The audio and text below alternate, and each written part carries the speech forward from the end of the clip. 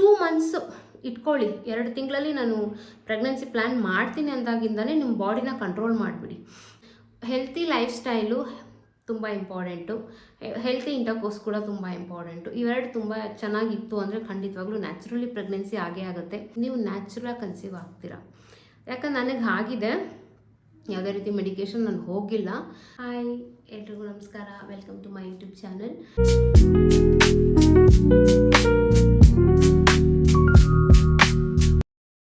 ಇವತ್ತೇನು ವಿಷಯ ತಂದಿದ್ದೀನಿ ಗೊತ್ತಾ?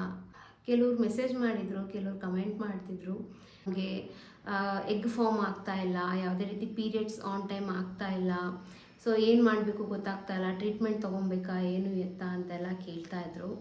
ನಿಜ ಹೇಳಲ್ಲ, ಇದೆಲ್ಲ ಪ್ರಾಬ್ಲಮ್ನು ಕೂಡ ನಾನು ಫೇಸ್ ಮಾಡಿದ್ದೆ. ಸೊ ನನಗೂ ಕೂಡ ಎಗ್ ಫಾರ್ಮ್ ಆಗ್ತಾನೇ ಇರಲಿಲ್ಲ. ಫಸ್ಟು ಡಾಕ್ಟರ್ ಹತ್ರ ಹೋಗಿ ಕನ್ಸಲ್ಟ್ ಮಾಡಿದಾಗ ಅವ್ರು ನನ್ನನ್ನು ಚೆಕ್ ಮಾಡಿ ಹೇಳಿದ್ದು ಒಂದೇ, ಲೈಕ್ ನಿಮಗೆ ಕ್ವಾಲಿಟಿ ಎಗ್ ಫಾರ್ಮ್ ಆಗೋದಿಲ್ಲ, ಸೊ ನಿಮಗೆ ನ್ಯಾಚುರಲ್ ಆಗೋದು ಕಷ್ಟ, and age also matters. After 30 ಕಷ್ಟ, ಅದು ನೀವು ಆಲ್ರೆಡಿ 35ಅಲ್ಲಿದ್ದೀರಾ, ಅದಿದ್ದು ಕಷ್ಟ. IVF ಹೋಗೋದು ಒಳ್ಳೆಯದು ಅಂತ ಹೇಳಿದ್ರು. ಬಟ್ ನಮಗೆ ಇಲ್ಲ, ಬೇಡ, ನಮಗೆ IVF ಇಂಟ್ರೆಸ್ಟ್ ಇಲ್ಲ, ನಮಗೆ ನ್ಯಾಚುರಲ್ ಆಗಾದರೆ ಆಗಲಿ, ಇಲ್ಲಾಂದರೆ ಬೇಡ ಅನ್ನೋ ಒಂದು ಮೈಂಡ್ ಸೆಟ್ಟಲ್ಲಿ ನಾವಿದ್ವಿ. ಇವಾಗ ನನ್ನ ಹಸ್ಬೆಂಡ್ನು ಕೂಡ ಚೆಕ್ ಮಾಡಿದ್ರು. ಸೊ ಅವರಲ್ಲಿ ಏನಾದರೂ ಸ್ಪರ್ಮಲ್ಲಿ ಕ್ವಾಲಿಟಿ ಸ್ಪರ್ಮ್ ಇದೆಯಾ, ಅಥವಾ ಅವ್ರ ಸ್ಪರ್ಮಲ್ಲಿ ನ್ಯಾಚುರಲಾಗಿ ಬೇಬಿ ಆಗೋ ಚಾನ್ಸಸ್ ಇದೆಯಾ ಇಲ್ವಾ, ಅವ್ರದ್ದು ಕೂಡ ಚೆಕ್ ಮಾಡಿದ್ರು. ಅವ್ರಿಗೇನು ಸಮಸ್ಯೆ ಬಂದಿರಲಿಲ್ಲ. ಏನಪ್ಪ ಅಂತ ಹೇಳಿದ್ರೆ, ನನ್ನ ಕಡೆಯಿಂದ ಎಗ್ ಫಾರ್ಮ್ ಆಗ್ತಾ ಇರಲಿಲ್ಲ. ಆ್ಯಂಡ್ ಏನಕ್ಕಪ್ಪ ಎಗ್ ಫಾರ್ಮ್ ಸರಿಯಾಗಿ ಆಗ್ತಾ ಇರಲಿಲ್ಲ ಅಂದರೆ, ನನ್ನದು ಲೈಫ್ ಸ್ಟೈಲ್ ಏನಿತ್ತು ಅದು ಸ್ವಲ್ಪ ಚೇಂಜಸ್ ಇತ್ತು. ಅದಿಬ್ಬರು, ನಾನು ನನ್ನ ಹಸ್ಬೆಂಡ್ ಇಬ್ಬರು ಕೂಡ ತುಂಬಾ ದಪ್ಪ ಇದ್ವಿ.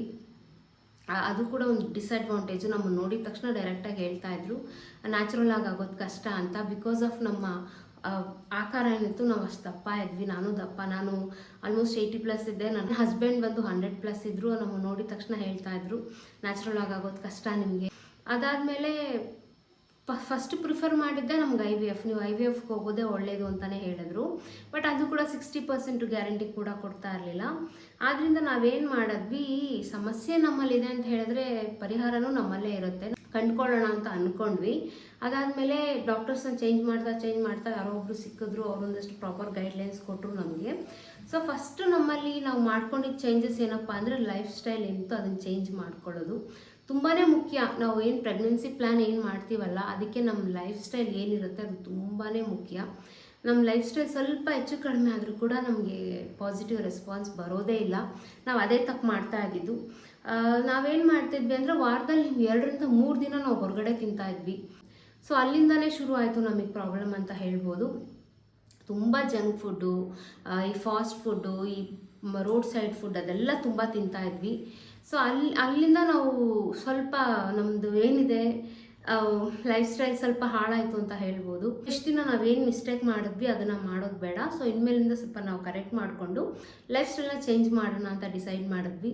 ಹೇಗೆ ಹೆಲ್ತಿ ಲೈಫ್ ಸ್ಟೈಲ್ನ ಲೀಡ್ ಮಾಡ್ತೀವಲ್ಲ, ಅದು ತುಂಬಾ ಎಲ್ಲ ರೀತಿಯಿಂದಲೂ ನಮಗೆ ಪಾಸಿಟಿವ್ ರೆಸ್ಪಾನ್ಸ್ ತಂದುಕೊಡುತ್ತೆ. ಬರೀ ಒಂದು not only baby, health wise ಕೂಡ ಚೆನ್ನಾಗಿ ಇರ್ತೀವಿ ನಾವು ಅಂತ ಹೇಳ್ಬೋದು. ಚೆನ್ನಾಗಿ ಬೇಬಿ ಪ್ಲ್ಯಾನ್ ಮಾಡ್ತಿದ್ದೀರಾ ಅಥವಾ ನಿಮ್ಮ ಹೆಲ್ತ್ ಮೇಲೆ ಫೋಕಸ್ ಮಾಡ್ತಿದ್ದೀರಾ ಅಂದರೆ, ನೀವು ಮಾಡಬೇಕಾಗಿರೋದು ಮೇಯ್ನ್ಲಿ 3 ಕೆಲಸ. ಚೆನ್ನಾಗಿ ಹೆಲ್ತಿ ಫುಡ್ ತೊಗೋಬೇಕು, ಚೆನ್ನಾಗಿ ನಿದ್ದೆ ಮಾಡಬೇಕು, ಮಿನಿಮಮ್ ಅಂದರೆ 8 ಗಂಟೆಗಳ ಕಾಲನಾದರೂ ನಿದ್ದೆ ಮಾಡಬೇಕು. ಅದಾದಮೇಲೆ ಎಕ್ಸಸೈಸ್, ವಾಕಿಂಗ್, ಎಕ್ಸಸೈಸ್, ಜಾಗಿಂಗ್, ಏನಾದರೂ ಒಂದು. ಈ 3 ತುಂಬಾ ಇಂಪಾರ್ಟೆಂಟು ಹೇಳ್ಬೋದು. ಸೊ ನಾವು ಮುಂಚೆ ಏನು ಮಾಡ್ತಾಯಿದ್ವಿ, ಹೊರಗಡೆ ತಿಂತಾಯಿದ್ವಿ, ಮನೆಗೆ ಲೇಟಾಗಿ ಬರ್ತಾಯಿದ್ವಿ, ನಿದ್ದೆ ಸರಿಯಾಗಿ ಮಾಡ್ತಾ ಇರಲಿಲ್ಲ. ಇದೆಲ್ಲ ಮಿಸ್ಟೇಕ್ಸ್ ತುಂಬಾ ಇತ್ತು. 11 ಗಂಟೆವರೆಗೂ ಯಾವ್ದಾದ್ರು ಸೀರೀಸ್ ನೋಡ್ತಾ ಕೂತಿರ್ತಾ ಇದ್ವಿ. ಅದಾದಮೇಲೆ 11ವರೆಗೆ ನಿದ್ದೆ ಮಾಡೋಕ್ಕೋದ್ರೆ ಅಲ್ಲೂ ನಿದ್ದೆ ಮಾಡ್ತಾ ಇರಲಿಲ್ಲ. ಪುನಃ ಫೋನ್ ಯೂಸ್ ಮಾಡ್ತಾ ಇದ್ವಿ. ಫೋನ್ ಯೂಸ್ ಮಾಡ್ತಾ ಹೋದಷ್ಟು ಏನಾಗುತ್ತೆ, ನಿದ್ದೆ ಬರೋದಿಲ್ಲ ನಮಗೆ. ಅದು ಇನ್ನೊಂದು ಸ್ವಲ್ಪ ಹೊತ್ತು ನೋಡೋಣ ಅಂತ ರೀಲ್ಸ್ ನೋಡೋಕೆ ಶುರು ಮಾಡಿದ್ರೆ ಕಂಟಿನ್ಯೂಸ್ ಆಗಿ ಸ್ಕ್ರಾಲ್ ಮಾಡ್ತಾನೇ ಇರ್ತೀವಿ ನಾವು. ಅದೇ ರೀತಿ ನಾವೇನು ಮಾಡ್ತಾ ಇದ್ವಿ, ನಾವು 11 ಗಂಟೆ ಬೆಡ್ಗೆ ಹೋದ್ರೂ ಕೂಡ ನಾವು ಮಲಗ್ತಾ ಇದ್ದಿದ್ದು 2:30-3 ಗಂಟೆ ಆಗ್ತಾಯಿತ್ತು. ನಿದ್ದೆನೇ ಆಗ್ತಿರ್ಲಿಲ್ಲ ಸರಿಯಾಗಿ. ನಾವು ಫೋನ್ ಇಡೋವರೆಗೂ ನಿದ್ದೆ ಬರ್ತಿರ್ಲಿಲ್ಲ, ಫೋನ್ ಇಟ್ಮೇಲೂ ನಿದ್ದೆ ಬರ್ತಿರ್ಲಿಲ್ಲ. ಆ ಥರ ಮಿಸ್ಟೇಕ್ಸ್ ತುಂಬ ಮಾಡ್ತಾ ಇದ್ವಿ ನಾವು. ಆಮೇಲೆ ರಿಯಲೈಸ್ ಆಯಿತು, ಕೂಡ ಒಂದು ನೆಗೆಟಿವ್ ಆಗಿ ಇಂಪ್ಯಾಕ್ಟ್ ಆಗ್ತಿದೆ ಲೈಫ್ ಮೇಲೆ ಅನ್ನೋದು ಗೊತ್ತಾಯಿತು. 11 ಗಂಟೆ ಆಗ್ತಾಯಿತ್ತು ಬೆಡ್ಗೆ ಹೋಗೋ ಅಷ್ಟರಲ್ಲಿ. 10ವರೆಗೆ ಹೋಗೋಣ, ಒಂದು ಅರ್ಧ ಗಂಟೆ ಬೇಗ ಹೋಗೋಣ, ಸೊ ಬೇಗ ಹೋದರೆ ಒಂದು ಆ್ಯಂಡ್ ರೂಮಲ್ಲಿ ಫೋನ್ ತೊಗೊಂಡು ಹೋಗೋದು ಬೇಡ. ಸೊ ಫೋನ್ ತೊಗೊಂಡೋದ್ರೆ ಗೊತ್ತಿಲ್ಲದೆ ಹೋಗಲಿ ನಾವು ಫೋನ್ ಯೂಸ್ ಮಾಡ್ತಾ ಇರ್ತೀವಿ. ಸೊ 10:30ಗೆ ಹೋಗೋಣ, 11 ಗಂಟೆವರೆಗೂ ಮಾತಾಡೋಣ. ನಮಗೂ ಆ್ಯಕ್ಚುಲಿ ಒಬ್ರಿಗೊಬ್ರು ಟೈಮ್ ಕೊಟ್ಕೊಳ್ತದೆ ತುಂಬ ಕಡಿಮೆ. ಒಂದೇ ಮನೆಯಲ್ಲಿ ಇದ್ದರೂ ಕೂಡ ನಾನು ಅವ್ರಿಗೆ ಆಗಲಿ ಅವ್ರು ನನಗೆ ಆಗಲಿ ಟೈಮ್ ಕೊಡ್ತಾ ಇರಲಿಲ್ಲ. ಬೆಳಗ್ಗೆ ಎಲ್ಲ ಆಫೀಸಲ್ಲಿ ಇರ್ತಾಯಿದ್ರು, ಸಂಜೆ ಬಂದು ಅಂದರೆ ಮತ್ತೆ ಏನಾದ್ರು ಕೆಲಸ ಫೋನ್ ಅಂತ ಬ್ಯುಸಿ ಆಗಿ ಹೋಗ್ತಾಯಿದ್ರು, ಊಟ ಮಾಡಿ ಮಲಗ್ತಾ ಇದ್ವಿ ಅಷ್ಟೇ. ಒಂದು ರೋಬೋಟ್ ಥರ ಇರ್ತಾ ಇದ್ವಿ ಮನೆಯಲ್ಲಿ. ಅದಾದಮೇಲೆ ಕುತ್ಕೊಂಡು ಮಾತಾಡಿದ್ವಿ, ನಮಗೆ ನಾವು ಟೈಮ್ ಕೊಟ್ಕೊಳ್ಳೋಣ, ನಮ್ಮ ಜೊತೆ ನಾವು ದಿನ ಎಲ್ಲ ಏನಾಯಿತು ಅಂತ ಮಾತಾಡೋಣ. ಅದಾದಮೇಲೆ 10:30 ನಾವು ಫೋನ್ ಸ್ಟಾಪ್ ಮಾಡಿಬಿಡ್ತಿದ್ವಿ. ಫೋನ್ ಅದ್ರ ಮೇಲೆ ಯೂಸ್ ಮಾಡ್ತಾನೆ ಇರಲಿಲ್ಲ. 11 ಗಂಟೆವರೆಗೂ ನಾವು ಟ್ರೈ ಮಾಡ್ತಾಯಿದ್ವಿ ಏನಾದರೂ ಮಾತಾಡೋದಕ್ಕೆ, ಏನೋ ಟಾಪಿಕ್ ತೊಗೊಂಡು ಮಾತಾಡೋದಕ್ಕೆ. ಬಟ್ ಸ್ಟಾರ್ಟಿಂಗ್ 1 ವಾರ ಇದೆಯಲ್ಲ ತುಂಬ ಕಷ್ಟ ಆಯಿತು ನಮಗೆ, ಆಗ್ತಾ ಇರಲಿಲ್ಲ. ಯಾಕಂದರೆ ದಿನ ಪೂರ್ತಿ ಫೋನಲ್ಲಿ ಇದ್ದು ಸಡನ್ನಾಗಿ ಫೋನ್ ಇಟ್ಬಿಟ್ವಿ ಅಂದಮೇಲೆ ಏನೋ ಒಂಥರ ಕೈ ಕಟ್ಟಾಗ್ದಂಗೆ ಆಗಿತ್ತು, ತುಂಬಾ ಕಷ್ಟ ಆಗ್ತಾಯಿತ್ತು. ಆದರೆ ನಾವೇನು ಮಾಡಿದ್ವಿ, ಹೋಗಲಿಲ್ಲ, ಆ ಫೋನ್ ವಿಷಯಕ್ಕೆ ಹೋಗಲಿಲ್ಲ. ಬೇಡ ಫೋನ್ ಬೇಡ, ಹಾಗೇ ಮ್ಯಾನೇಜ್ ಮಾಡೋಣ ಅಂತ 1 ವಾರ ತುಂಬ ಕಷ್ಟಪಟ್ವಿ. ಅದಾದಮೇಲೆ ಬೇರೆ ದಾರಿ ಹುಡುಕಿದ್ವಿ. ಏನು ಹುಡುಕಿದ್ವಿ ಅಂದರೆ, ಯೂಶ್ವಲಿ ನನ್ನ ಹಸ್ಬೆಂಡ್ಗೆ ಬೆಳಗ್ಗೆ ಹೊತ್ತು ಟೈಮ್ ಸಿಗ್ತಾ ಇರಲಿಲ್ಲ ಜಾಗ್ ಮಾಡೋದಕ್ಕೆ ಆಗಲಿ ವಾಕ್ ಮಾಡೋದಕ್ಕೆ ಆಗಲಿ. ತುಂಬ ಫ್ರೀ ಇದ್ದಾಗ ವೀಕೆಂಡ್ಸಲ್ಲಿ ಮಾಡ್ತಾಯಿದ್ರು, ರೆಗ್ಯುಲರಾಗಿ ಮಾಡ್ತಾ ಇರಲಿಲ್ಲ. ಸೊ ನಾವೇನು ಮಾಡಿದ್ವಿ, ರಾತ್ರಿ ಹೊತ್ತು ಏನಾದರೂ ಆ್ಯಕ್ಟಿವಿಟಿ ಮಾಡೋಣ ಅಂತ ಅಲ್ಲಿ ಬ್ಯಾಡ್ಮಿಂಟನ್ ಆಡ್ತಾ ಇದ್ವಿ. ಅದು ಒಂದು ನಾವು ಕಂಡ್ಕೊಂಡಿದ್ದು ಇನ್ನೊಂದು ದಾರಿ. ಅದನ್ನ 9 ಗಂಟೆಗೆ ನಾವು ಹೊರಗಡೆ ಹೋಗ್ತಾ ಇದ್ವಿ, ಅಲ್ಲೆಲ್ಲ ಆಟ ಆಡ್ತಾ ಇದ್ವಿ. ಒಂದು 1/2-3 ಗಂಟೆ ತುಂಬ ಚೆನ್ನಾಗಿ ಬ್ಯಾಡ್ಮಿಂಟನ್ ಆಡ್ತಾ ಇದ್ವಿ. ಸಿಕ್ಕಾಬಿಟ್ಟೆ ಸ್ವೆಟ್ ಆಗ್ತಾ ಇತ್ತು, ಈವನ್ ತುಂಬ ಟಯರ್ಡ್ ಆಗ್ತಾ ಇತ್ತು. 10 ಗಂಟೆಗೆ ರಿಟರ್ನ್ ಬರ್ತಾ ಇದ್ವಿ. ಬಂದರೆ ತುಂಬ ಮೊದಲೇ ಟಯರ್ಡ್ ಆಗಿದ್ದರಿಂದ ಬಿಸಿ ನೀರು ಸ್ನಾನ ಮಾಡಿ ಮಲ್ಕೊಂಡ್ಬಿಡ್ತಾ ಇದ್ವಿ. ಅದಾದಮೇಲೆ ನಮಗೆ ಫೋನ್ ಅಡಿಕ್ಷನ್ನೇ ಹೊರಟೋಯ್ತು. ಯಾಕಂದರೆ ದಿನ ಅದೊಂದು ನಮಗೆ ಅಭ್ಯಾಸ ಆಗೋಯ್ತು. ಸೊಸೈಟಿನಲ್ಲಿ ಎಲ್ಲರೂ ಬರೋಕ್ಕೆ ಶುರು ಮಾಡಿದ್ರು. ನಾವು ಹೋಗಿ ಸ್ಟಾರ್ಟ್ ಮಾಡಿದ್ಮೇಲೆ ಬೇರೆ ಫ್ಲ್ಯಾಟವರೆಲ್ಲ ಬಂದು ನಮ್ಮ ಜೊತೆ ಜಾಯ್ನ್ ಆಗೋಕ್ಕೆ ಸ್ಟಾರ್ಟ್ ಮಾಡಿದ್ರು. ನಾವು ಅವ್ರ ಜೊತೆ ಇನ್ನೂ ಸ್ವಲ್ಪ ಜಾಸ್ತಿ ಟೈಮ್ ಸ್ಪೆಂಡ್ ಮಾಡ್ತಿದ್ವಿ, ಅವ್ರ ಜೊತೆ ಸ್ವಲ್ಪ ಆಟ ಆಡ್ತಾ ಇದ್ವಿ. ಅದೇನಾಯಿತು, ನಮ್ಗೆ ಅಡ್ವಾಂಟೇಜಸ್ ಆಯಿತು. ನಾವೇನು ಆಗ್ತಾ ಇಲ್ಲ, ನಮಗೆ ಬೇಗ ನಿದ್ದೆ ಬರ್ತಾ ಇಲ್ಲ, ಮೊಬೈಲ್ ಯೂಸ್ ಮಾಡಿಲ್ಲ ಅಂದರೆ ನಿದ್ದೆ ಮಾಡೋಕ್ಕಾಗಲ್ಲ ಅನ್ನೋ ಮೈಂಡ್ ಸೆಟ್ಟಲ್ಲಿ ಇದ್ವಲ್ಲ, ಅದು ಟೋಟಲಿ ಚೇಂಜ್ ಆಯಿತು. ಯಾಕಂದರೆ ಈ ರೀತಿ ಒಂದು ಆ್ಯಕ್ಟಿವಿಟಿ ನಾವು ಸ್ಟಾರ್ಟ್ ಮಾಡ್ಕೊಂಡ್ವಲ್ಲ, ಬಂದು ಬಿಸಿ ನೀರು ಸ್ನಾನ ಮಾಡಿದ್ರೆ ಒಂದು 15-20 ನಿಮಿಷದಲ್ಲಿ ಫುಲ್ಲು ಬಾಡಿ ಫ್ರೀಯಾಗಿ ನಿದ್ದೆಗೆ ಹೋಗ್ಬಿಡ್ತಾ ಇದ್ವಿ. ಅದಾದಮೇಲೆ ಸೇಮ್ ನಾವು ಮೊಬೈಲ್ ಬೇಕು ಅಂತಲೇ ಇರಲಿಲ್ಲ ನಮಗೆ. ಪ್ರತಿದಿನ ನಾವು ಹೋಗ್ತಾ ಇದ್ವಿ, ಆಟ ಆಡ್ತಾ ಇದ್ವಿ, ಬರ್ತಾ ಇದ್ವಿ, ಚೆನ್ನಾಗಿ ನಿದ್ದೆ ಮಾಡ್ತಾ ಇದ್ವಿ. ಕರೆಕ್ಟಾಗಿ ನಾವು 11 ಗಂಟೆಗೆ ನಾವು ಬೆಡ್ಗೆ ಹೋದ್ರೂ ನಿದ್ದೆ ಮಾಡ್ತಾ ಇರಲಿಲ್ಲ. ಹಂಗೆ ಆಟ ಆಡ್ಕೊಂಬಂದು 10:30, 10:45, ಮ್ಯಾಕ್ಸಿಮಮ್ 11 ಗಂಟೆಗೆ ಮಲಗಿಬಿಡ್ತಾ ಇದ್ವಿ. 11 ಗಂಟೆಗೆ ಮಲಗಿದ್ರೆ ಬೆಳಿಗ್ಗೆ 7 ಗಂಟೆಗೆ ಎದ್ದೇಳ್ತಾ ಇದ್ವಿ. ಮಧ್ಯದಲ್ಲಿ ಎಷ್ಟು ಒಳ್ಳೆ ಗ್ಯಾಪ್ ಗೊತ್ತಾ, ಎಷ್ಟು ಒಳ್ಳೆ ನಿದ್ದೆ ಮಾಡ್ತಾ ಇದ್ವಿ ಗೊತ್ತಾ. 7-8 ಅವರ್ಸ್ ತುಂಬ ಚೆನ್ನಾಗಿ ನಿದ್ದೆ ಮಾಡಿದ್ವಿ. ಈಗಲೂ ಕೂಡ ನಾವು ಅದನ್ನೇ ಮೇಂಟೈನ್ ಮಾಡ್ತೀವಿ. ನನ್ನ ಕೈಲಿ ಜಾಸ್ತಿ ಆಟ ಆಡೋಕ್ಕಾಗಲ್ಲ, ಇವಾಗ ಸ್ವಲ್ಪ ಮಿನಿಮಮ್ ಆಗಿ ಆಟ ಆಡ್ತೀನಿ. ಅದು ನನ್ನ ಹಸ್ಬೆಂಡ್ ಅದನ್ನೇ ಕಂಟಿನ್ಯೂ ಮಾಡ್ತಿದ್ದಾರೆ. ಕೆಳಗಡೆ ನಾನು ಹೋಗಲಿಲ್ಲ ಅಂದರೂ ಸೊಸೈಟಿಗೆ ಹೋಗಿ ಅಲ್ಲಿ ಯಾರನ್ನಾದ್ರೂ ಕರ್ಸ್ಕೊಂಡಾದರೂ ಆಟ ಆಡ್ತಾರೆ. ಒಂಥರ ಹೆಲ್ತಿ ಲೈಫ್ ಸ್ಟೈಲಾಗಿ ಚೇಂಜ್ ಆಯಿತು ಅಂತ ಹೇಳ್ಬೋದು. ಅದು ಪಾಸಿಟಿವ್ ಆಗಿ ಕೂಡ ಕನ್ವರ್ಟ್ ಆಯಿತು ನಮ್ಮ ಲೈಫಲ್ಲಿ. ಅದಾದಮೇಲೆ ಫುಡ್ಡಿಗೆ ಸ್ವಲ್ಪ ಸ್ವಿಚ್ ಆದ್ವಿ. ಮುಂಚೆ ಏನು ಹೊರಗಡೆ ದೋಸೆ, ಇಡ್ಲಿ, ಒಂದಷ್ಟು panipuri, bhelpuri, pizza, burger, fried chicken, momos ಅದೆಲ್ಲ ಏನು ತಿಂತಾ ಇದ್ವಿ ಅದು ಕಂಪ್ಲೀಟ್ ಕಟ್ ಆಫ್ ಮಾಡಿಬಿಟ್ವಿ. ಅಟ್ಲೀಸ್ಟ್ ಒಂದು 2 to 3 ಮಂತ್ಸ್ ನಾವೇನು ಬೇಬಿ ಪ್ಲ್ಯಾನ್ ಮಾಡ್ತಾ ಇದ್ದೀವಿ ಅಲ್ಲಿವರೆಗೂ ಬೇಡವೇ ಬೇಡ ಅಂತ ಡಿಸೈಡ್ ಮಾಡಿದ್ವಿ. ಆ್ಯಂಡ್ ಸೋಡಾಸ್, ಈ ಕೋಕ್ ಇರ್ಬೋದು, ಪೆಪ್ಸಿ ಇರ್ಬೋದು, ಆಮೇಲೆ 7up, what ever it is, ಏನದು ಸೋಡಾ ರಿಲೇಟೆಡ್ ಏನೇ ಡ್ರಿಂಕ್ಸ್ ಇದ್ರೂ ನಾವು ಸ್ಟಾಪ್ ಮಾಡಿದ್ವಿ. ಪ್ರೆಗ್ನೆನ್ಸಿ ಪ್ಲ್ಯಾನ್ ಮಾಡ್ತಾ ಇರೋರು ಈ ಸೋಡಾ ರಿಲೇಟೆಡ್ ಏನೇನು ಇರುತ್ತಲ್ಲ ಎಲ್ಲ ಸ್ಟಾಪ್ ಮಾಡಬೇಕು. ಯಾವುದೇ ರೀತಿ ಈವನ್ ಡಯಟ್ ಕೋಕ್ ಕೂಡ ತೊಗೋಬೇಡಿ ಅಂತ ಹೇಳಿದ್ರು ನನಗೆ ನನ್ನ ಡಯಟಿಷನ್ನು. ಆಮೇಲೆ ಸ್ವೀಟ್ ಸ್ಟಾಪ್ ಮಾಡಿದ್ವಿ. ಆಮೇಲೆ ಕಂಪ್ಲೀಟಾಗಿ ಬ್ಲ್ಯಾಕ್ ಕಾಫಿಗೆ ಅಡಿಕ್ಟ್ ಆದ್ವಿ. ಲೈಫ್ ಸ್ಟೈಲ್ ಆ ರೀತಿ ಚೇಂಜ್ ಆಯಿತು. ನನ್ನ ಹಸ್ಬೆಂಡ್ ದಿನಕ್ಕೆ 4-5 ಸತಿ ಟೀ ಕುಡಿತಾ ಇದ್ದವರು ಆಮೇಲೆ ಬರ್ತಾ 1 ಸತಿ 2 ಸತಿ ಬಂದು ಆಮೇಲೆ ಝೀರೋನೇ ಮಾಡಿಬಿಟ್ರು. ಟೀ ಕುಡಿಯೋ ಅಭ್ಯಾಸನೇ ಬಿಟ್ಬಿಟ್ಟು ಈಗ ಅವರು ಬ್ಲ್ಯಾಕ್ ಕಾಫಿಗೆ ಅಡಿಕ್ಟ್ ಆಗಿದ್ದಾರೆ. ಅದು ಕೂಡ ಒಂದು ಪಾಸಿಟಿವ್ ಆಯಿತು. ಆ್ಯಂಡ್ ನನ್ನಲ್ಲಿ ನಾನು ಮಾಡ್ಕೊಂಡಿದ್ದ ಚೇಂಜಸ್ ಏನಪ್ಪ ಅಂತ ಹೇಳಿದ್ರೆ, ಹೊರಗಡೆ junk food, fast food, road side food ಎಲ್ಲ ಸ್ಟಾಪ್ ಮಾಡಿದೆ. ಮನೆಯಲ್ಲಿ ಹೆಲ್ತಿಯಾಗಿ ತಿನ್ನೋಕ್ಕೆ ಸ್ಟಾರ್ಟ್ ಮಾಡಿದೆ. ಫಸ್ಟು ನನ್ನ ಮೋಟೋ ಇದ್ದಿದ್ದು ವೆಯ್ಟ್ ಲಾಸ್ಗಿತ್ತು. ವೆಯ್ಟ್ ಲಾಸ್ ಹೆಂಗಾದರೂ ಮಾಡಲೇಬೇಕು, ನ್ಯಾಚುರಲಾಗಿ ಆಗಲ್ಲ, ನೀವು ತುಂಬ ದಪ್ಪ ಇದ್ದೀರಾ, ನಿಮಗೆ ನ್ಯಾಚುರಲಾಗಿ ಆಗೋದೇ ಇಲ್ಲ ಅಂತ ಯಾರು ಹೇಳ್ತಿದ್ರಲ್ಲ ಅವ್ರ ಬಾಯಿ ಮುಚ್ಚಿಸ್ಬೇಕು ಅನ್ನೋದು ನನಗೆ ತುಂಬ ಇತ್ತು. ಅದರಿಂದ ನಾನು ವೆಯ್ಟ್ ಲಾಸ್ ಮೇಲೆ ಕಾನ್ಸಂಟ್ರೇಟ್ ಮಾಡ್ತಾ ಇದ್ದೆ.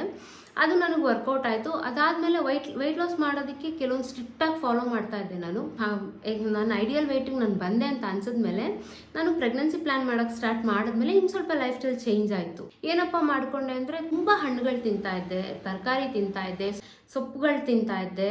ಆಮೇಲೆ ಬೀನ್ಸ್, ಕಾಳುಗಳು ಅದನ್ನು ತುಂಬ ತಿಂತಾಯಿದ್ದೆ. ಈಗಲೂ ಕೂಡ ತಿಂತೀನಿ ನಾನು ಕಾಳುಗಳು, ಎಲ್ಲ ಥರ ಕಾಳುಗಳು ತಿಂತೀನಿ ನಾನು, ನಂಗೆ ತುಂಬ ಇಷ್ಟ. ಸೊ ಇದಿಷ್ಟು ನನ್ನ ಎವ್ರಿಡೇ ರೂಟೀನ್ ಆಗಿತ್ತು. ದಿನಕ್ಕೆ ಒಂದು ಹಣ್ಣು ಮಿಸ್ ಮಾಡಿದಿರ ತಿಂತಾಯಿದ್ದೆ. ಪ್ರೆಗ್ನೆನ್ಸಿ ಪ್ಲ್ಯಾನ್ ಮಾಡಬೇಕಾದ್ರೆ ನಾನು ಪೊಮೊಗ್ರನೇಟ್ ತುಂಬ ತಿಂತಾಯಿದ್ದೆ. ಆ್ಯಂಡ್ ಈ ಆರೆಂಜ್ ನಂಗೆ ತುಂಬ ಹೆಲ್ಪ್ ಮಾಡ್ತು. ಈ ಹುಳಿ ಐಟಮ್ ಇರುತ್ತಲ್ಲ ಹಣ್ಣುಗಳಲ್ಲಿ ತೊಗೋಬೋದು. For example kiwi, orange, pineapple, ಯಾವುದಾದ್ರೂ ಹುಳಿ ಇರೋವಂಥ ಹಣ್ಣುಗಳನ್ನ ಧಾರಾಳವಾಗಿ ತೊಗೋಬೋದು. ನಾನು ಇದೆಲ್ಲ ರೆಗ್ಯುಲರಾಗಿ ತಿಂತಾಯಿದ್ದೆ. ಮಧ್ಯಾಹ್ನಕ್ಕೆ ಮಾತ್ರ ನಾನು ಸ್ಪ್ರೌಟ್ಸ್ ಏನಾದರೂ, ದೋಸೆ ಏನಾದರೂ ಮಾಡ್ಕೊಳ್ತಾ ಇದ್ದೆ. ಕಾಳುಗಳು ಅಷ್ಟೇ, ನಾನು ಕಾಳುಗಳಲ್ಲಿ ಕಡಲೆಕಾಳು, ಅಲಸಂದೆ ಕಾಳು, ಹೆಸರು ಕಾಳು, ಆಮೇಲೆ ಕಿಡ್ನಿ ಬೀನ್ಸ್ ಇದೆಲ್ಲ ಜಾಸ್ತಿ ತಿಂತಾ ಇದ್ದೆ. ಅದು ತುಂಬ ಮಸಾಲೆ ಎಲ್ಲ ಏನೂ ಹಾಕೊಂಡು ತಿಂತಾ ಇರಲಿಲ್ಲ. ಜಸ್ಟ್ ಸ್ಟೀಮ್ ಮಾಡ್ತಾ ಇದ್ದೆ. ಅದಕ್ಕೆ ತೆಂಗಿನ ಹಣ್ಣಿನಲ್ಲಿ ಒಗ್ಗರಣೆ ಹಾಕ್ತಾ ಇದ್ದೆ. ಆ ಒಗ್ಗರಣೆಗೂ ಅಷ್ಟೇ ಈರುಳ್ಳಿ, ಮೆಣಸಿನ್ಕಾಯಿ, ಆಮೇಲೆ ಸ್ವಲ್ಪ ಕೊಬ್ಬರಿ ಎಣ್ಣೆ, ಸಾಸಿವೆ ಅಷ್ಟು ಹಾಕ್ಬಿಟ್ಟು ಒಗ್ಗರಣೆ ತೊಗೊಂಡು ಕಾಳು ಏನು ಬೇಯಿಸಿರ್ತಿದ್ನಲ್ಲ, ಸ್ಟೀಮ್ ಮಾಡಿರ್ತಿದ್ನಲ್ಲ, ಅದನ್ನು ಮಿಕ್ಸ್ ಮಾಡಿ ತಿಂದ್ಬಿಡ್ತಾ ಇದ್ದೆ. ಮಸಾಲೆ ಬೇಕು ಅಂತ ನಾನು ಹೋಗ್ತಾನೆ ಇರಲಿಲ್ಲ. ತುಂಬ ಅಡ್ಜಸ್ಟ್ ಆಗೋಯ್ತು ಬಾಡಿ ನನಗೆ. ಕಾಳುಗಳನ್ನ ತಿನ್ನೋಕೆ ಶುರು ಮಾಡಿದ್ನಲ್ಲ, ಅದು ಅಡ್ಜಸ್ಟ್ ಆಯಿತು. ಆಮೇಲೆ ಸೊಪ್ಪುಗಳು ತುಂಬ ತಿಂತಾಯಿದ್ದೆ. ಪಾಲಕ್ ಇರ್ಬೋದು, ಮೆಂತ್ಯ ಸೊಪ್ಪು ಇರ್ಬೋದು, ತುಂಬ ಥರ ಸೊಪ್ಪುಗಳು ಸಿಗುತ್ತೆ ನಮಗಿಲ್ಲಿ. ಕೊತ್ತ ಸೊಪ್ಪು ಸಿಗುತ್ತೆ, ಅರವೆ ಸೊಪ್ಪು ಸಿಗುತ್ತೆ, ಅದೆಲ್ಲ ತುಂಬ ಯೂಸ್ಫುಲ್ ಆಗ್ತಾಯಿತ್ತು. ಅದನ್ನೆಲ್ಲ ತರ್ತಾಯಿದ್ದೆ. ಎಲ್ಲ ಸ್ಟೀಮ್ ಮಾಡ್ಕೋತಾ ಇದ್ದೆ. ಸ್ಟೀಮ್ ಮಾಡಿಕೊಂಡು ಅದಕ್ಕೆ ಜಸ್ಟ್ ಒಂದು ಒಗ್ಗರಣೆ ಹಾಕ್ಕೊಂಡು, ಇಲ್ಲ ಅದನ್ನ ಗ್ರೈಂಡ್ ಮಾಡಿಕೊಂಡು ಸೊಪ್ಪು ಸಾರು ಥರ ಏನಾದರೂ ಮಾಡಿಕೊಂಡು ತಿನ್ಬಿಡ್ತಾ ಇದ್ದೆ, ಮುದ್ದೆ ಮಾಡಿಕೊಂಡು. ಅದು ನಂಗೆ ತುಂಬಾ ಯೂಸ್ಫುಲ್ ಆಯಿತು ಅಂತ ಹೇಳ್ಬೋದು. ಆ್ಯಂಡ್ ರಾತ್ರಿ ಮಲಗೋವಾಗ ಆದಷ್ಟು ಬೇಗ 6:30, 7 o'clock ನನ್ನ ಊಟ ಆಗೋಗ್ತಾ ಇತ್ತು. ಊಟಕ್ಕೂ ಅಷ್ಟೇ 2 ಚಪಾತಿ, ಜಾಸ್ತಿ ಪಲ್ಯ, ಜಾಸ್ತಿ ಕಾಳುಗಳು, ಇಲ್ಲ ಸೌತೆಕಾಯಿ, ಇದನ್ನು ಜಾಸ್ತಿ ತಿಂತಾ ಇದ್ದೆ ನಾನು. ಸೌತೆಕಾಯಿ, ಮೂಲಂಗಿ, ಕ್ಯಾರೆಟು, ನವಿಲ್ಕೋಸು ಇದೆಲ್ಲ ಹಸಿನೇ ತಿಂತಾ ಇದ್ದೆ. ಯಾಕಂದ್ರೆ ಸಲಾಡ್ ಥರ ಮಾಡ್ಕೊಂಡು ಜೊತೆನಲ್ಲಿ ತಿಂತಾ ಇದ್ದೆ ನಾನು. ನಂಗೆ ಅದು ಅಭ್ಯಾಸ ಆಗಿರ್ತಾ ಇತ್ತು. ಕಂಪ್ಲೀಟಾಗಿ ಸ್ಪೈಸ್ನ ಕಟ್ ಆಫ್ ಮಾಡಿದೆ. ನನ್ನ ಮುಖದ ಮೇಲೆ ತುಂಬಾ ಪಿಂಪಲ್ಸ್ ಇತ್ತು. ಎಷ್ಟು ಪಿಂಪಲ್ಸ್ ಇತ್ತು ಅಂದರೆ, ತುಂಬ ಆಯಿಲಿ ಫುಡ್ ತಿಂದರೆ ನನಗೆ ಇವಾಗಲೂ ಕೂಡ ಆಗೋದಿಲ್ಲ, ತುಂಬ ಪಿಂಪಲ್ಸ್ ಆಗಿಬಿಡುತ್ತೆ. ಕಂಟ್ರೋಲ್ ಮಾಡ್ತೀನಿ. ಈಗ ಒಂದು 2 days ನಮ್ಮ ಅತ್ತೆ ಮನೆಗೆ ಹೋಗಿದ್ದಾಗ ಅಲ್ಲಿ ಹಬ್ಬಕ್ಕೆ ಅಂತ ಅವರು ಒಂದಷ್ಟು ಆಯಿಲಿ ಚಕ್ಲಿ ಅದು ಇದೆಲ್ಲ ಏನೇನೋ ಮಾಡಿದರು. ತಿಂದಿದ್ದಕ್ಕೆ ನೋಡಿ ಇಲ್ಲಿ 2 ಕಡೆ ಬಂದುಬಿಡ್ತು. ಸೊ ಇವತ್ತಿಗೂ ಕೂಡ ನಾನು ಡೀಪ್ ಫ್ರೈ ಯಾವುದೇ ತಿಂದರೂ ಕೂಡ ನನಗೆ ಆಗೋದೇ ಇಲ್ಲ. ಪಿಂಪಲ್ಸ್ ಜಾಸ್ತಿ ಆಗಿಬಿಡುತ್ತೆ. ಒಂಥರ oily full face full oily ಥರ ಫೀಲ್ ಆಗಿಬಿಡುತ್ತೆ. ಸೊ ಅದನ್ನು ಅವಾಯ್ಡ್ ಮಾಡಿದೆ. ರೈಸ್ ಕಟ್ ಆಫ್ ಮಾಡಿದೆ. ನ್ಯಾಚುರಲ್ ಡಯಟ್ ಫಾಲೋ ಮಾಡಿನೇ ನಾನು. ಇರೆಗ್ಯುಲರ್ ಪೀರಿಯಡ್ಸ್ ಏನಿತ್ತು ಅದನ್ನು ಕಂಟ್ರೋಲ್ ಮಾಡಿಕೊಂಡೆ. ವೆಯ್ಟ್ ಲಾಸ್, ಸಿಕ್ಕಾಬಟ್ಟೆ ಫ್ಯಾಟ್ ಇತ್ತು ಬಾಡಿನಲ್ಲಿ, ಅದನ್ನು ಕಡಿಮೆ ಮಾಡ್ಕೊಳ್ತಾ ಹೋದೆ. ನ್ಯಾಚುರಲ್ ಪ್ರೆಗ್ನೆನ್ಸಿ ಆಯಿತು. ಎಲ್ಲ ನ್ಯಾಚುರಲಾಗಿ ಆಗ್ತಾ ಹೋಯಿತು. ಯಾಕಂದರೆ ನನ್ನ ಲೈಫ್ ಸ್ಟೈಲ್ ಒಂದು ಚೇಂಜ್ ಮಾಡಿಕೊಂಡೆ. It's A key. Life style change ಮಾಡ್ಕೊಳ್ಳೋದು ಇಟ್ಸ್ ಎ ಕೀ. ಅದೊಂದು ಚೇಂಜ್ ಮಾಡಿಕೊಂಡೆ ಕಂಪ್ಲೀಟ್ ಲೈಫ್ ಚೇಂಜ್ ಆಯಿತು ನಂದು. ಈ ನಿಮ್ಮ ಹಸ್ಬೆಂಡ್ಸ್ ಏನಿರ್ತಾರೆ ಅಥವಾ ಮೆನ್ಸಲ್ಲಿ ಪ್ರೆಗ್ನೆನ್ಸಿ ಪ್ಲ್ಯಾನ್ ಏನಾದರೂ ಮಾಡ್ತಿದ್ದಾರೆ ಅಂದರೆ, ನೀವು ಸ್ಮೋಕಿಂಗು, ಡ್ರಿಂಕಿಂಗು ಏನಾದರೂ ಮಾಡ್ತಾ ಇದ್ರಿ ಅಂದರೆ ದಯವಿಟ್ಟು ಅದನ್ನು ಅಟ್ಲೀಸ್ಟ್ ಒಂದು 3 months ಮಟ್ಟಿಗೆ ಸ್ಟಾಪ್ ಮಾಡಿ. ಯಾಕಂದರೆ ಪ್ರೆಗ್ನೆನ್ಸಿ ಪ್ಲ್ಯಾನ್ ಮಾಡ್ತಿದ್ದೀರಾ ಅಂದರೆ ಇದು ತುಂಬಾ ನಿಮಗೆ ಡಿಸ್ಅಡ್ವಾಂಟೇಜ್ ಅಂತ ಹೇಳ್ಬೋದು. ಆಲ್ಕೋಹಾಲ್ ಏನಿದೆ ಅದು ನೀವು ಎಷ್ಟು ಮಾಡಿದಷ್ಟು ಕೂಡ ನಿಮಗೆ ಕ್ವಾಲಿಟಿ ಸ್ಪರ್ಮ್ನ ಅದು ಜನ್ರೇಟ್ ಆಗೋಕ್ಕೆ ಬಿಡೋದಿಲ್ಲ. ಸೊ ಅದರಿಂದ ಸ್ಮೋಕಿಂಗ್ ಆಗಲಿ, ಡ್ರಿಂಕಿಂಗ್ ಆಗಲಿ ಸ್ವಲ್ಪ ಮಟ್ಟಿಗೆ ಅವಾಯ್ಡ್ ಮಾಡೋದು ನಿಮಗೆ ಒಳ್ಳೆಯದು. ಯಾಕಂದರೆ ನೀವು ಪ್ಲ್ಯಾನ್ ಮಾಡ್ತಿರ್ತೀರಾ, ರೈಟ್ ವೇನಲ್ಲಿ ಮಾಡ್ತಿರಲ್ಲ. ಅದಾದಮೇಲೆ ತುಂಬ ಎಲ್ಲ ಟ್ರೈ ಮಾಡ್ತಿರೋ ಡಾಕ್ಟರ್ಸ್ ಹತ್ರ ಎಲ್ಲ ಹೋಗಿ ಯಾರು ಕೂಡ ನಿಮಗೆ ಪಾಸಿಟಿವ್ ಆಗಿ ಬರಲ್ಲ ಅಂತ ಹೇಳ್ತಾರೆ. ಅದೆಲ್ಲ ನಮ್ಮ ಮೇಲೆ ಇರುತ್ತೆ. ನಮ್ಮ ಲೈಫ್ ಸ್ಟೈಲೇ ನಮ್ಮನ್ನು ತಡಿತಾ ಇರುತ್ತೆ ಕೆಲವೊಂದ್ರ ಮೇಲೆ. ಅದನ್ನು ನೀವು ಚೇಂಜ್ ಮಾಡ್ಕೊಳ್ಳೇಬೇಕು. ಆ್ಯಂಡ್ ಲೇಡೀಸ್ ಅಷ್ಟೇ, ಟ್ರೀಟ್ಮೆಂಟ್ ತೊಗೋಬೇಕಾ PCODಗೆ, PCOSಗೆ ಆ್ಯಂಡ್ ಎಗ್ ಫಾರ್ಮ್ ಆಗೋದಕ್ಕೆ ಏನೋ ಟ್ರೀಟ್ಮೆಂಟ್ ಇದೆಯಾ ಅಂತ ಹೇಳ್ತಾರೆ. ದಯವಿಟ್ಟು ಹೋಗಬೇಡಿ ಅದಕ್ಕೆಲ್ಲ. ಯಾಕಂದರೆ ಅದೆಲ್ಲ ಮೆಡಿಕೇಷನ್ಸ್ ಜಾಸ್ತಿ ಹೋದಷ್ಟು ಕೂಡ ಅಡ್ವಾಂಟೇಜ್ ಅನ್ನೋದಕ್ಕಿಂತ ಡಿಸ್ಅಡ್ವಾಂಟೇಜಸ್ ಜಾಸ್ತಿ ಅಂತ ಹೇಳ್ಬೋದು. ಮೆಡಿಕೇಷನ್ ಸ್ವಲ್ಪ ಕಡಿಮೆನೇ ಇರಬೇಕು.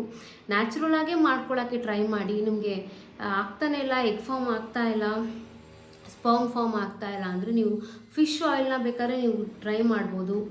ಫಿಶ್ ಆಯಿಲ್ ಅಂತ ಒಂದಷ್ಟು ಸಪ್ಲಿಮೆಂಟರೀಸ್ಗಳು ಸಿಗುತ್ತೆ ಎಸ್ಪೆಷಲಿ. ಅದು ನೀವು ಡಾಕ್ಟ್ರನ್ನ ಕನ್ಸಲ್ಟ್ ಮಾಡಿದ್ರೆ ಹೇಳ್ತಾರೆ. ನಮ್ಗೆ ಹೇಳಿದರು ತಗೊಳ್ಳಿ ಅಂತ, ಬಟ್ ನಾವೇನೋ ತಗೊಳ್ಳೋಕೆ ಹೋಗಲಿಲ್ಲ. ಸೊ ಹೆಲ್ತಿ ಡಯಟ್ ಈಸ್ ತುಂಬ ಇಂಪಾರ್ಟೆಂಟು. ವೆಯ್ಟ್ ಲಾಸ್ಗೆ ಇರ್ಬೋದು, ಪ್ರೆಗ್ನೆನ್ಸಿ ಪ್ಲ್ಯಾನ್ಗೆ ಇರ್ಬೋದು, PCODಗೆ ಇರ್ಬೋದು, PCOSಗೆ ಇರ್ಬೋದು. ನಿಮ್ಮ ಲೈಫ್ ಸ್ಟೈಲ್ ತುಂಬಾ ಮ್ಯಾಟ್ರ್ ಆಗುತ್ತೆ. ನಿಮ್ಮ ಲೈಫ್ ಸ್ಟೈಲನ್ನು ನೀವು ಚೇಂಜೇ ಮಾಡ್ಕೊಂಡಿಲ್ಲ ಅಂತ ಹೇಳಿದ್ರೆ ನಿಮ್ಗೆ ಯಾವುದು ಕೂಡ ಪಾಸಿಬಲ್ ಇರೋದೇ ಇಲ್ಲ.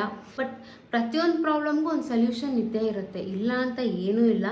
ಮೆಡಿಕೇಷನ್ಗೆ ಹೋಗ್ಬೇಕಂತ ತುಂಬ ಆಗೋದೇ ಇಲ್ಲ, ನಾವು ಹೋಗಲೇಬೇಕು ಅದಕ್ಕೆ ಅಂದರೆ ಅದು ನಿಮಗೆ ಬಿಟ್ಟಿದ್ದು. ಆ್ಯಂಡ್ ಎಷ್ಟೋ ಜನ IVF ಮಾಡಿಕೊಂಡು ಫೇಲ್ ಆದವ್ರನ್ನ ನಾನು ತುಂಬ ಜನ ನೋಡಿಬಿಟ್ಟಿದ್ದೀನಿ. ತುಂಬ ಅಂದರೆ ಈಗ ನನಗೆ ತುಂಬ ಜನ ಮೆಸೇಜ್ ಮಾಡಿದ್ದಾರೆ, ನಾವು IVF ಟ್ರೈ ಮಾಡಿದ್ವಿ, ನಮ್ಗೆ ಆಗಲಿಲ್ಲ, ದುಡ್ಡು ವೇಸ್ಟ್ ಆಯಿತು ಅಂತ. ಸೊ IVF ಪ್ರತಿಯೊಬ್ಬರು ನೀವು ಯಾರ ಹತ್ರನೇ ಹೋದರೂ ಫಸ್ಟ್ ಅವ್ರಿಗೆ ಹೇಳೋದೆ ನಿಮಗೆ ನ್ಯಾಚುರಲ್ ಆಗೋದು ಕಷ್ಟ, IVF ಹೋಗ್ಬಿಡಿ ಅಂತ. ಸೊ ನಾನೇನು ಹೇಳ್ತೀನಿ, ಟ್ರೈ ಮಾಡಿ ಆಗುತ್ತೆ. ಯಾಕಂದ್ರೆ ನನಗೆ ಹೇಳಿದರು, ನಾನು ಯಾವುದನ್ನು ಕಿವಿಗೆ ಹಾಕ್ಕೊಂಡಿಲ್ಲ. ನಾನು ಆ ಒಂದು ಮೈಂಡ್ ಸೆಟ್ಟಿಗೆ ಬಂದುಬಿಟ್ಟೆ, ಸ್ಟ್ರೆಸ್ ಇಟ್ಕೊಂಡಿಲ್ಲ. ಮೇಯ್ನ್ ನಾವು ಹೆಣ್ಮಕ್ಳು ಏನು ಮಾಡಬೇಕು ಗೊತ್ತಾ, ಸ್ಟ್ರೆಸ್ ಇಟ್ಕೋಬಾರ್ದು. ಯಾವುದೇ ರೀತಿ ಅಯ್ಯೋ ನನಗಿನ್ನೂ ಮಗು ಆಗಿಲ್ಲ, ಆಗುತ್ತೋ ಇಲ್ವೋ, ಆ ಸ್ಟ್ರೆಸ್ ಇರುತ್ತಲ್ಲ ಅದನ್ನು ತೆಗೆದುಬಿಡಿ ತಲೆಯಿಂದ. ನೀವು ಎಷ್ಟು ಪೀಸ್ಫುಲ್ಲಾಗಿರ್ತೀರೋ ಅಷ್ಟು ತುಂಬಾ ಒಳ್ಳೆಯದು. ನಿಮ್ಮ ಬಾಡಿ ರಿಯಾಕ್ಟ್ ಮಾಡುತ್ತೆ. ನಮ್ಮ ಮೈಂಡ್ಸ್ ಹೇಗೆ ನಾವು ಕಂಟ್ರೋಲ್ ಮಾಡ್ತೀವಲ್ಲ ಆ ರೀತಿ ನಮ್ಮ ಬಾಡಿ ರಿಯಾಕ್ಟ್ ಮಾಡುತ್ತೆ. ನಿಮ್ಮ ಮೈಂಡಲ್ಲೇ ಆಗಲ್ಲ ಅಂತ ಇಟ್ಕೊಂಡ್ರೆ ಬಾಡಿ ಕೂಡ ಆಗಲ್ಲ ಅಂತಲೇ ಹೇಳುತ್ತೆ. ಮೈಂಡಲ್ಲಿ ಅದೊಂದು ಸ್ಟ್ರೆಸ್ನ ತೆಗೆದು ಪಾಸಿಟಿವ್ ಆಗಿ ಥಿಂಕ್ ಮಾಡಿದ್ರೆ ಬಾಡಿನೂ ಪಾಸಿಟಿವ್ ಆಗಿ ರೆಸ್ಪಾನ್ಸ್ ಮಾಡುತ್ತೆ. ಇದು ನನಗೆ ಆಗಿರೋಂಥ ಎಕ್ಸ್ಪೀರಿಯನ್ಸು. ಬಟ್ ನಾನು ಸ್ಟ್ರಿಕ್ಟಾಗಿ ಡಿಸೈಡ್ ಮಾಡಿದೆ ನೋ IVF, ಆದರೆ ಆಗಲಿ ಇಲ್ಲ ಬೇಡ ಅಷ್ಟು ಡಿಸೈಡ್ ಮಾಡ್ಕೊಂಡ್ಬಿಟ್ಟಿದ್ರಿಂದ ನನಗೆ ಅದು ಪಾಸಿಟಿವ್ ಆಗಾಯಿತು. ಆ್ಯಂಡ್ ಮೆಡಿಟೇಷನ್ ತುಂಬ ಮಾಡ್ತಾಯಿದ್ದೆ ನಾನು, ಯಾಕಂದರೆ ಆ ಸ್ಟ್ರೆಸ್ಸಿಂದ ಈಚೆ ಕಡೆ ಬರೋದಕ್ಕೆ, ಸ್ವಲ್ಪ ಮೈಂಡ್ ರಿಲೀಫ್ ಆಗೋದಕ್ಕೆ ಮೆಡಿಟೇಷನ್, ಯೋಗ, ಕೆಲವೊಂದು PCOD ಪ್ರಾಬ್ಲಮ್ಗಳಿಗೆ, PCOS ಪ್ರಾಬ್ಲಮ್ಗಳಿಗೆ ಯೋಗಾಸನಗಳು ತುಂಬಾ ಒಳ್ಳೆಯದು. ಯೋಗ ಮಾಡಿ, ಮೆಡಿಟೇಷನ್ ಮಾಡಿ, walking, jogging, healthy food, healthy life style, positive thinking ಅದೆಲ್ಲ ಮಾಡ್ತಾ ಹೋದರೆ ಏನಾಗುತ್ತೆ ಗೊತ್ತಾ, ಪಾಸಿಟಿವ್ ಆಗುತ್ತೆ ಲೈಫಲ್ಲಿ. ಖಂಡಿತವಾಗ್ಲೂ ಆಗೋದೇ ಇಲ್ಲ ಅಂತ ಅಂದ್ಕೊಳ್ಳೋದು ತಪ್ಪು. ಆಗೋದೇ ಇಲ್ಲ ಅಂತ ಕೂತ್ಕೊಂಡಿದ್ರೆ ನಾನು ಸಣ್ಣ ಆಗ್ತಿರ್ಲಿಲ್ಲ, ನನಗೆ ಹೆಲ್ತ್ ಇಶ್ಯೂಸ್ ಕಡಿಮೆ ಆಗ್ತಿರ್ಲಿಲ್ಲ, ಆ್ಯಂಡ್ ನಾನು ಕನ್ಸೀವ್ ಆಗ್ತಿರ್ಲಿಲ್ಲ. ಅದೆಲ್ಲ ಏನಕ್ಕಾಯಿತು ಅಂದರೆ ನಾನು ನನ್ನ ಲೈಫ್ ಸ್ಟೈಲ್ ಏನಿತ್ತು ಅದನ್ನು ಚೇಂಜ್ ಮಾಡಿಕೊಂಡೆ. ಹೊರಗಡೆದೇನು ತಿನ್ನಲ್ಲ, ಯಾವುದೇ ರೀತಿ ಸ್ಟ್ರೆಸ್ ಇಟ್ಕೊಳ್ಳಲ್ಲ, ಫೋಕಸ್ ಏನಿದೆ, ನನ್ನ ಗೋಲ್ ಏನಿದೆ ಅದಷ್ಟೇ ಅಂತಲೇ ಇದ್ದಿದ್ದರಿಂದ ನನಗೆ ಅಡ್ವಾಂಟೇಜಸ್ ಆಯಿತು. ನೀವು ಹೇಳ್ದಷ್ಟು ಸುಲಭ ಅಲ್ಲ ಇರೋದು ಅಂತ. ಹೌದು, ಸ್ಟಾರ್ಟಿಂಗ್ ತುಂಬಾ ಕಷ್ಟ ಆಗುತ್ತೆ, ಆಗಲ್ಲ ಅಂತ ನಾನು ಹೇಳೋದಿಲ್ಲ, ಯಾಕಂದರೆ ನನಗೂ ತುಂಬ ಕಷ್ಟ ಆಗಿದೆ. ಆದರೆ ನಾನು ಅದನ್ನೇನು ಮಾಡಿದ್ದೀನಿ, ಆಗ್ತಾಯಿಲ್ಲ ಅಂತ ಬಿಡಲಿಲ್ಲ, ಟ್ರೈ ಮಾಡ್ತಾನೇ ಇದ್ದೆ. ಅದು ನನಗೆ ಹೆಲ್ಪ್ಫುಲ್ ಆಯಿತು ಅಂತ ಹೇಳ್ಬೋದು. ಸೊ ನಿಮಗೆ ಎಗ್ ಫಾರ್ಮ್ ಆಗ್ತಾಯಿಲ್ಲ ಅಂದರೆ ಅದು ನಿಮ್ಮ ಲೈಫ್ ಸ್ಟೈಲಿಂದನೇ ಇರುತ್ತೆ. ಲೈಫ್ ಸ್ಟೈಲ್ ಚೇಂಜ್ ಮಾಡ್ಕೊಳ್ಳಿ, ಹೆಲ್ತಿಯಾಗಿ ಊಟ ಮಾಡಿ, ಚೆನ್ನಾಗಿ ನಿದ್ದೆ ಮಾಡಿ, ಸ್ವಲ್ಪ ಬಾಡಿಗೆ ಆ್ಯಕ್ಟಿವಿಟಿ, ಎಕ್ಸಸೈಸ್ ಏನಾದರೂ ಕೊಡಿ, ಅದಷ್ಟು ಸಾಕು. ಲೈಫ್ ತುಂಬ ಚೆನ್ನಾಗಿರುತ್ತೆ. ಲೈಫ್ ಸ್ಟೈಲ್ ಚೇಂಜ್ ಮಾಡಿಕೊಂಡ್ರೆ ಎಲ್ಲ ರೀತಿ ಪಾಸಿಬಿಲಿಟೀಸ್ಗೂ ಹೇಳ್ಬೋದು. ಇದು ನನ್ನದೇ ಎಕ್ಸ್ಪೀರಿಯೆನ್ಸು. ಕೆಲವರು ಜಿಮ್ಗೆ ಹೋಗೋರು ವರ್ಕೌಟ್ ಕೂಡ ಮಾಡ್ಬೋದು, ವೆಯ್ಟ್ ಲಿಫ್ಟಿಂಗು, ಕಾರ್ಡಿಯೋಸ್ ಎಲ್ಲ ಮಾಡ್ಬೋದು, ತುಂಬ ಹೆಲ್ಪ್ಫುಲ್ ಆಗುತ್ತೆ. ಅಷ್ಟೇ ಹೇಳೋದು, ಚೆನ್ನಾಗಿ ಊಟ ಮಾಡಿ, ಚೆನ್ನಾಗಿ ನಿದ್ದೆ ಮಾಡಿ. ಯಾವುದೇ ರೀತಿ ಮೆಡಿಕೇಷನ್ ಅವಶ್ಯಕತೆಯೇ ಇಲ್ಲ ನಿಮ್ಮ ಹೆಲ್ತನ್ನ ಸಾಲ್ವ್ ಮಾಡೋದಕ್ಕೆ. ಆ್ಯಂಡ್ ಈ ಪ್ರೆಗ್ನೆನ್ಸಿ ಪ್ಲ್ಯಾನ್ ಮಾಡ್ತಿದ್ದೀರಾ ಅನ್ನೋರು ಸ್ವಲ್ಪ ಸ್ಪೆಷಲ್ಲಾಗೇ ಕೇರ್ ತೊಗೋಬೇಕು.